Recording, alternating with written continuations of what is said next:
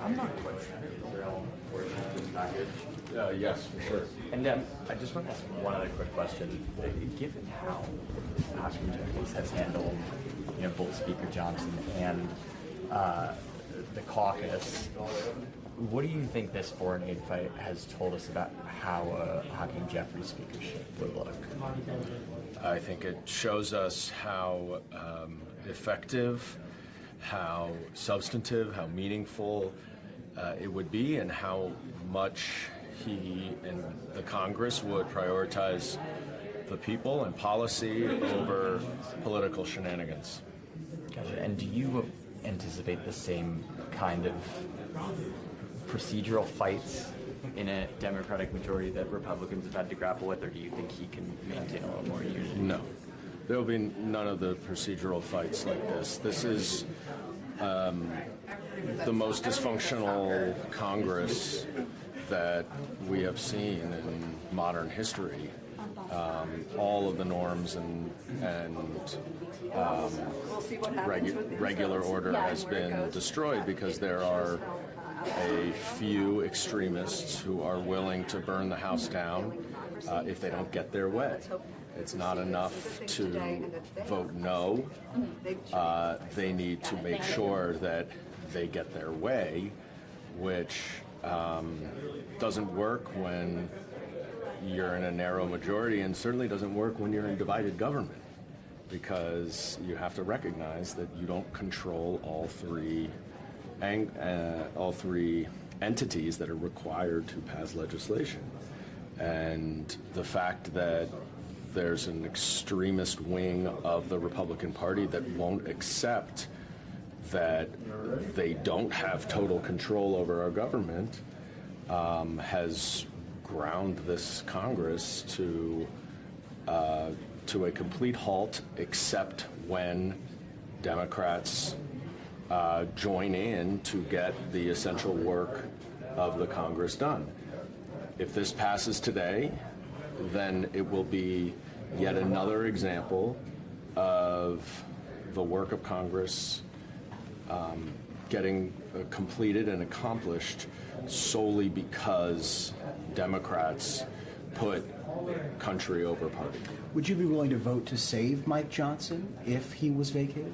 I don't know. We'll have to see if they actually do it. I think it would be a terrible, terrible political move, not to mention would again cause more chaos and disorder in this institution.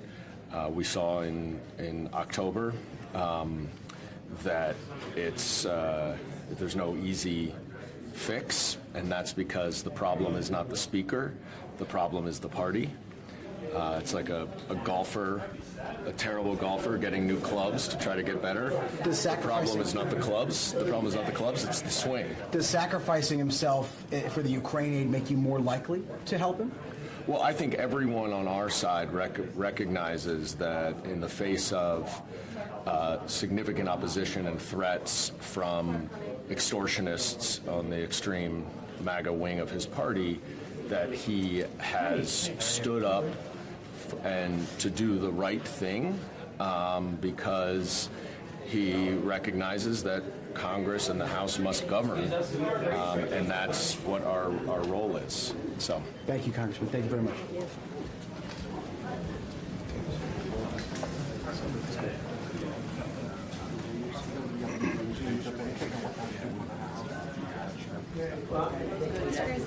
Really nice. Pursuant to House Resolution 1160, the gentlewoman from Georgia, Ms. Greene, and a member opposed, each will control 5 minutes. The chair now recognizes the gentlewoman from Georgia. Thank you, Mr. Speaker. My amendment today would drive the bill for Ukraine. Take each dollar amount in this act is hereby reduced to zero. You see, the United States taxpayer has already sent $113 billion to Ukraine, and a lot of that money is unaccounted for. This is a continuance of a sick business model that the American government continues. The federal government continues to fund the military-industrial complex, and this is a business model that requires Congress to continue to vote for money, to continue to fund foreign wars, and this is a business model the American people do not support. They don't support a business model built on blood and murder and war in foreign countries, while this very government does nothing to secure our border. The American people are over $34 trillion in debt, and the debt is rising by over $40 billion every single night while we all sleep. But yet nothing is done to secure our border or reduce our debt. Inflation has driven out of control. Americans are suffering every single day. They can hardly afford their grocery bills. They can hardly afford gas in their car. They can hardly afford rent. And now mortgage payments are well over $3,000, where they were only just over $1,700 3 years ago.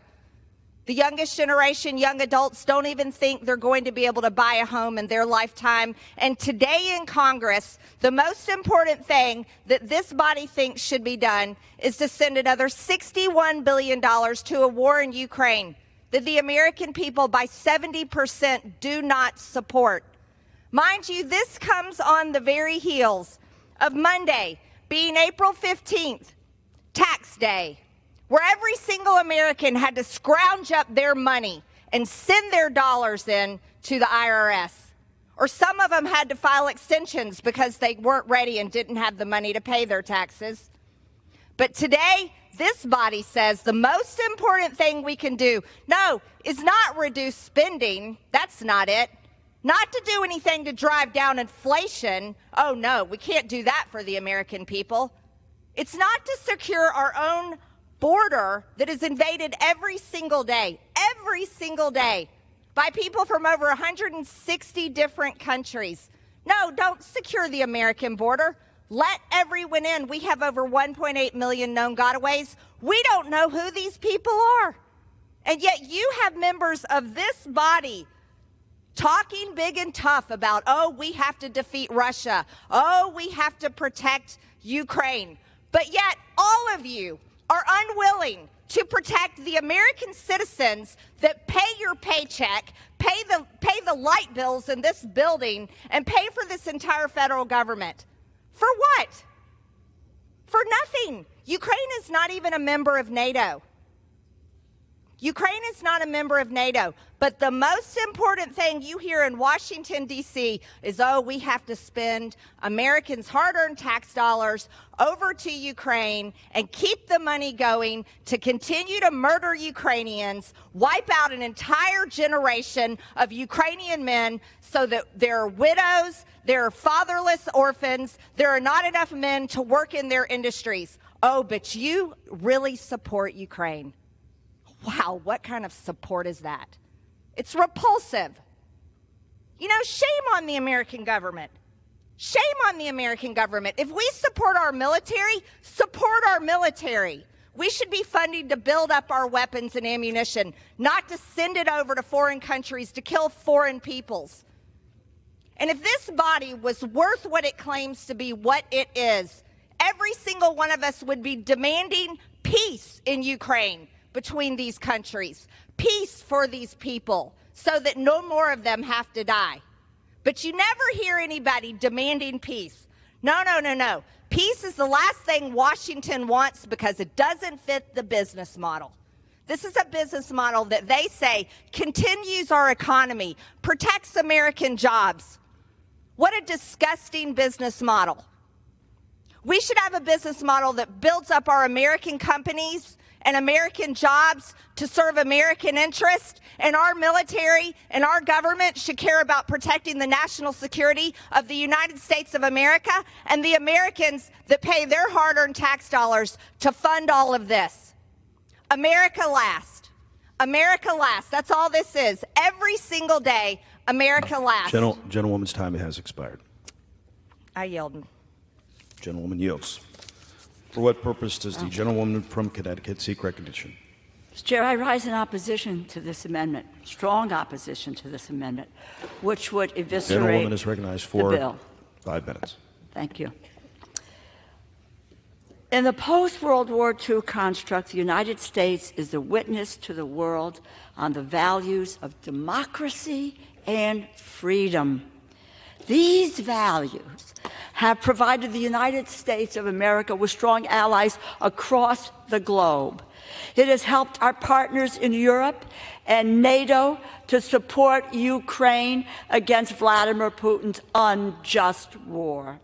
If we do not provide munitions, Ukraine will fall and Putin will be emboldened.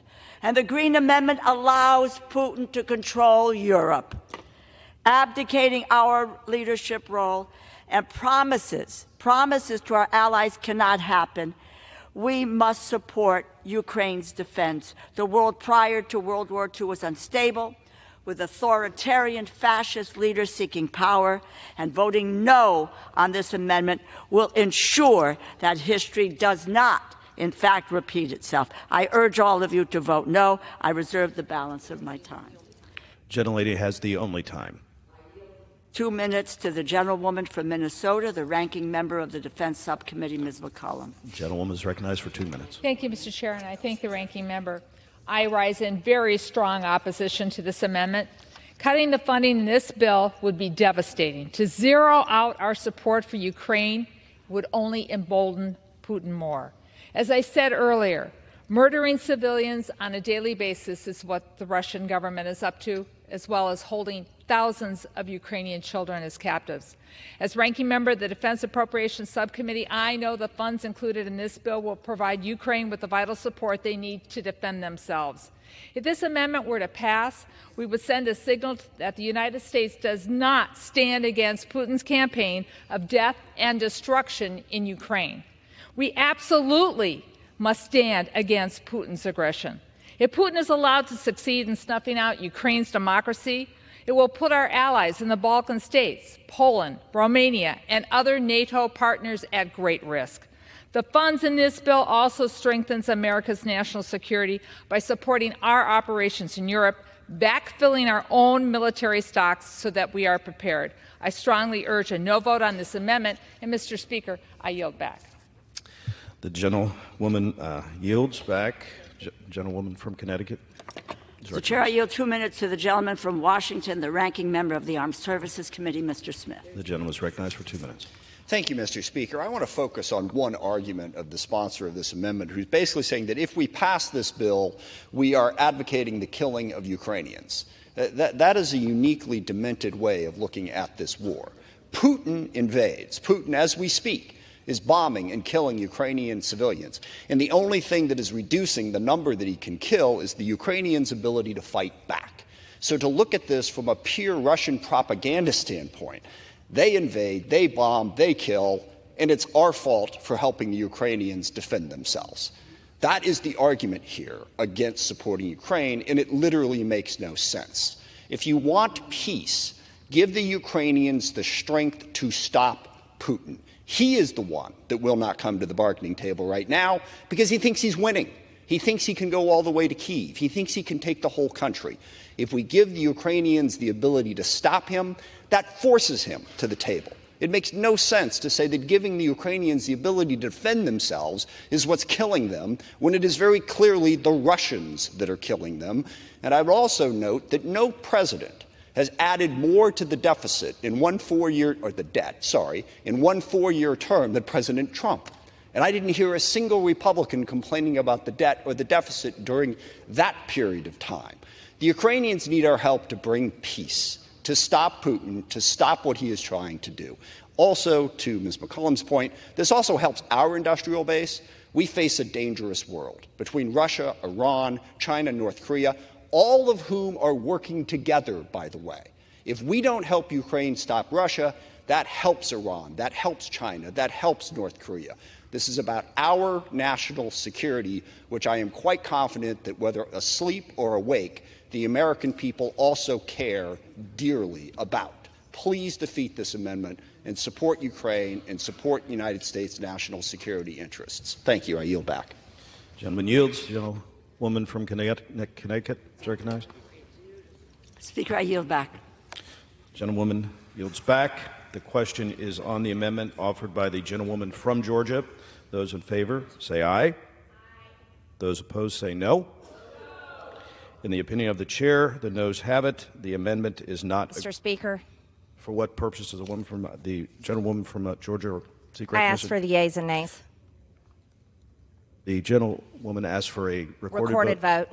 Pursuant to Clause 6 of Rule 18, further proceedings on the amendment offered by the gentlewoman from Georgia will be postponed.